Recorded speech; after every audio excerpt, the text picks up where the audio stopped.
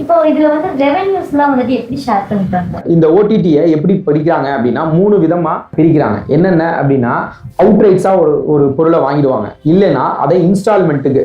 இதை எந்த டியூரேஷன்ல வாங்குவாங்க அப்படின்னு பார்த்தீங்கன்னா 3 to 5 இயர்ஸ்ல வாங்குவாங்க. ஒரு கம்பெனியும் 3 to 5 இயர்ஸ்ல இதை வாங்கிடுவாங்க. நம்ம ஸ்டேட்ல தான் 99 இயர் ஒரே ரைட்ஸா வாங்கிடுறாங்க. அது வந்து எனக்கு தெரிஞ்சு வேற எந்த கண்ட்ரிலையும் அப்படி கிடையாது, எந்த ஸ்டேட்லையும் கிடையாது. அதுக்கு தகுந்தாப்புல நீங்க தெளிவா உங்கள்கிட்ட பேசணும் இதுதான் அப்படின்னு சொல்லிட்டு.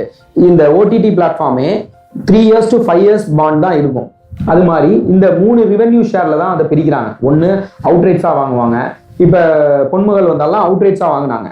அடுத்தது இன்ஸ்டால்மெண்ட் பேஸ்ல வாங்குவாங்க, மந்த்லி இவ்வளோ அமௌண்ட், ஒரு வருஷத்துக்கு இவ்வளோ அமௌண்ட் அப்படின்னு வாங்குவாங்க. இல்லைன்னா ரெவென்யூ ஷேர்ல வாங்குவாங்க. ரெவென்யூ ஷேர்னா உங்க படத்தை ஃப்ரீயா வாங்கிப்பாங்க, அது எவ்வளவு ஓடுதோ அதுக்கு தகுந்தாப்புல அவங்களுக்கும் இவங்களுக்கும் ஒரு பர்சன்டேஜ் கொடுத்து அதை ரெவென்யூ ஷேர்ல பிரிச்சிருவாங்க.